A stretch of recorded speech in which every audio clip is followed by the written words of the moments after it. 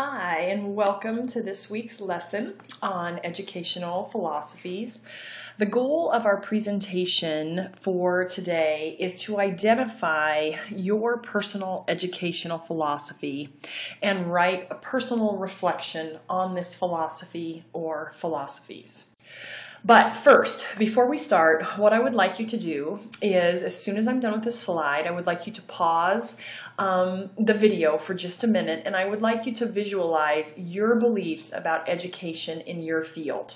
Okay, what do you see as your role as an educator, an instructor, a facilitator? What are the roles of the learners that you may have now or you may have in the future?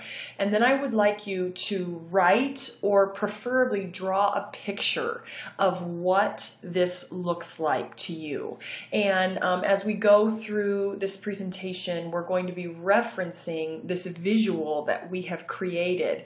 And it is my hope that from this visual that you create, you are going to kind of see already that you may fall into a specific camp or a couple specific camps, and then you'll be able to maybe elaborate on the picture a little bit as well. So if you want to, go ahead, take a moment to pause the video and do your drawing for me. All right, welcome back.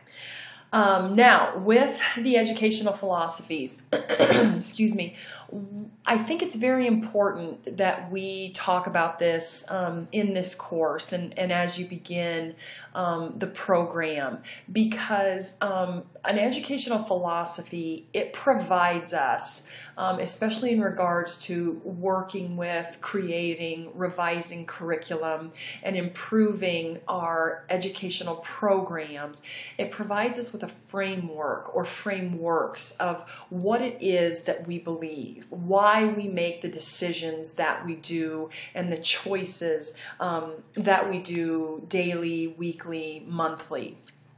And I believe that educational philosophies help us to answer, what do our institutional settings stand for? What do our schools stand for? What does our hospital stand for? What does our business, our corporation, what does it stand for? What subjects do we value? How do we perceive that our learners will take in this information, and what methods and materials are important for us to use? Our philosophies give meaning to our decisions and our actions. They demonstrate why we make the choices that we do. And I think it's really important to understand that when we don't have a philosophy and we don't have a theory behind what it is we do and why we do it, we become vulnerable.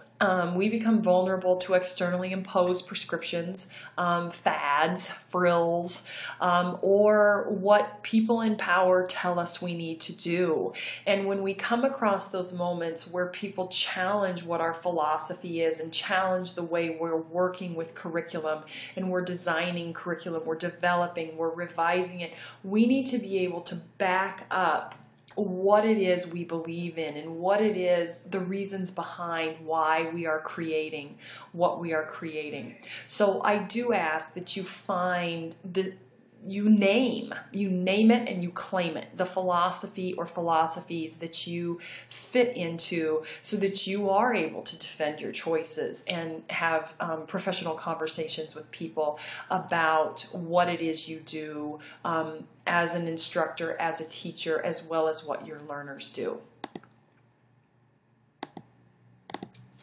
So there are 4 camps that you could potentially reside in. The first one is perennialism, then essentialism, progressivism, and reconstructionism.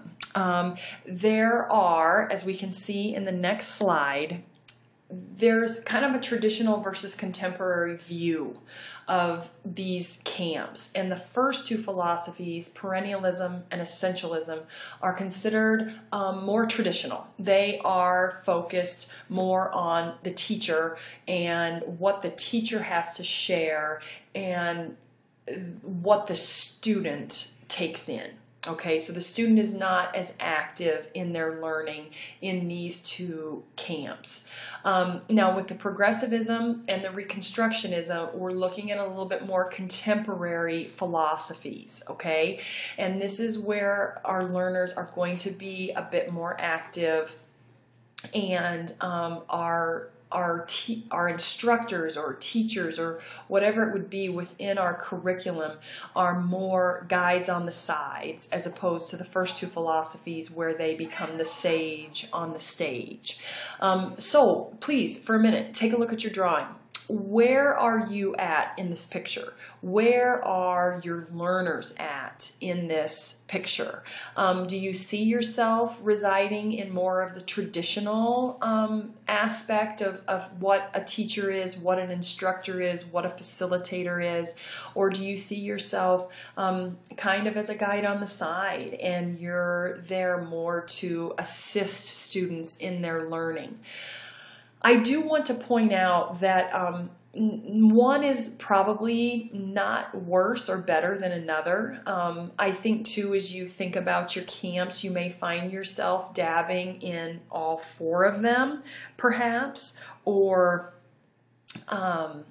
you know, seeing a little bit of you in each piece. And I think each philosophy has its strengths and it has its weaknesses. So I will hope through your research that you will discover what the strengths are and what the weaknesses are, especially related to your field and what it is that you are doing with this degree, your current job setting, and what you want for yourself in the future. Okay, so our educational philosophies. The first two, as we said, are a little bit more traditional. And our perennialism, this is more where we acquire understanding of the great ideas of the Western civilization.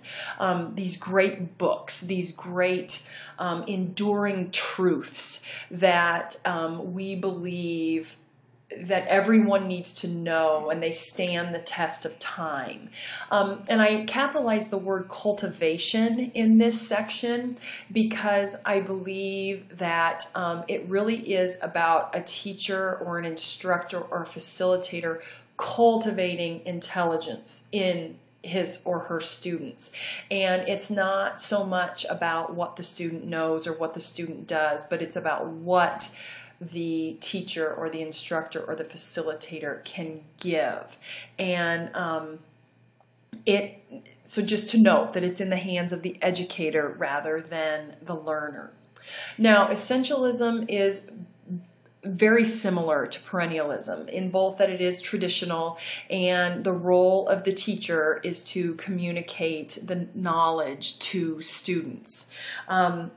The essentialism goes kind of back to the basics, and where we are looking at these philosophers believe in a strong core curriculum. Now, you may be familiar with the term Common Core standards, but with these are these basic essential knowledge and skills that we want to teach our students. Now, one of the key differences between perennialism and essentialism is that these essential knowledge and skills do change based on the way our society changes. But again, we want to instill in our students these things, and we want to teach them to be hardworking and responsible. So we still may see kind of the rows of students or students sitting at the table taking in this information that is coming directly from the sage on the stage. Okay, so transition a little bit into the next two sections where we can see these being more of our contemporary philosophies. So we have progressivism. Now, with progressivism, this philosophy focuses on the whole learner, okay? if you fall in this camp, you would encourage your learners to test ideas through active experimentation. They will be active learners, not passive. They will not be sitting there taking all of this information in, but rather they may take information in with you or from you, and then they would apply it, or they may be researching ideas on their own and collaborating, using their peers, using their experiences, using their resources. So this curriculum in progressivism is guided by learner needs, preferences, and questions. And this philosophy is really more about the process of learning rather than being force-fed the information, okay? How does a learner come to know what is important? What opportunities does the teacher, instructor, facilitator give the learner to learn and apply and use this information? Then finally, we have Reconstructionism. And this one is basically where the learner determines the course of his or her learning, okay? There's very limited access or very limited involvement with the teacher, the instructor, the facilitator, okay? And within Reconstructionism, we are also looking at big social issues, okay, where it would be poverty, violence, hunger. We want to highlight the social reform that's needed. We want to create a better society.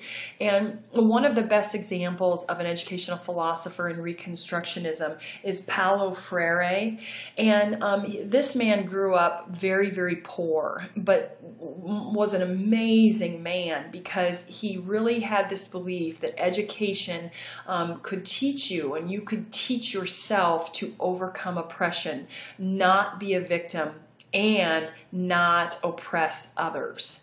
And so he really was very insightful in this idea where it's a process of inquiry. There's dialogue, there's choice, there's multiple perspectives. And again, the learner is in control, okay? Now, I also want to mention that in your research, you may also come across a philosophy called existentialism. And existentialism takes it one step higher to where it is all about the learner, okay? And this is where they even go as far as to say that the learner creates his or her own reality. They determine what truth is, and they determine how to measure this truth. And so if you want to take a look at existentialism, feel free, because it is just something kind of unique and just rather, to me, just kind of enjoyable. I know myself, I will probably never reach the existentialist philosophy, but it is kind of interesting to read about a little bit.